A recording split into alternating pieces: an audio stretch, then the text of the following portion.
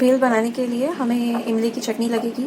सो इमली की कोई चटनी बनाने के लिए हमें थोड़ा इमली को पानी में गलाकर थोड़ी देर पहले से ही रख देना है।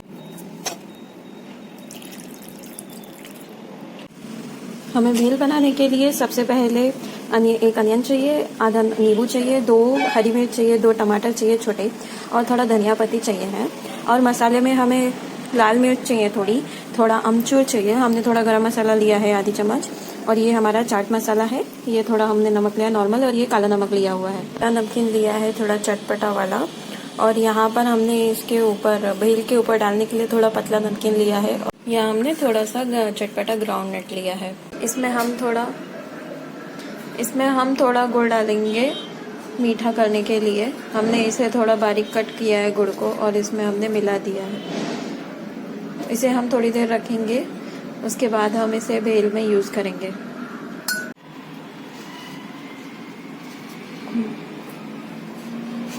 हमने यहाँ पर टमाटर और अनियन और मिर्च को काट के रख लिया है। अब हम इसे ले लेते हैं।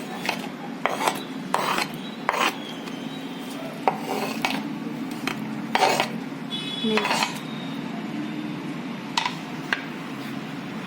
अब हमने जो मसाले तैयार करके रखे थे, मिर्च और ये मैंने आपको पहले बताया था, ये सारे मसाले अब हम इसमें मिक्स कर देंगे। तो अब ये हम थोड़ा इसमें डालेंगे, थोड़ा खट्टा मीठा टेस्ट लाने के लिए।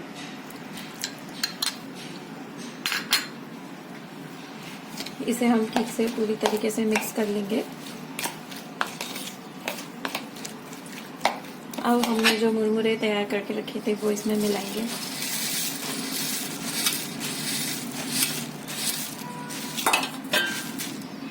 और जो नमकीन हमने मोटा वाला रखा था वो पहले डालेंगे इसमें। और ये मूंगफली डालेंगे,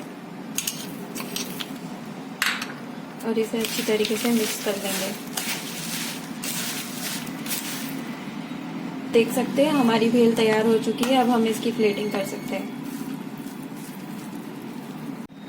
हाँ,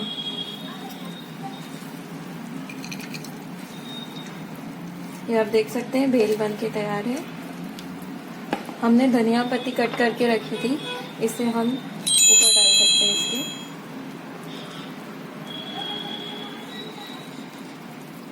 थोड़ा अनियन भी हम इसके ऊपर डाल सकते हैं,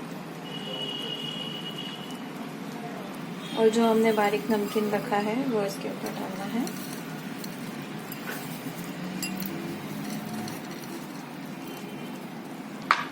ये आप देख सकते हैं हमारी भेल अब तैयार हो चुकी है। ये बहुत ही चटपटी और बहुत ही टेस्टी बनी है। आप भी अपने घर पर ट्राई कीजिए। Thank you.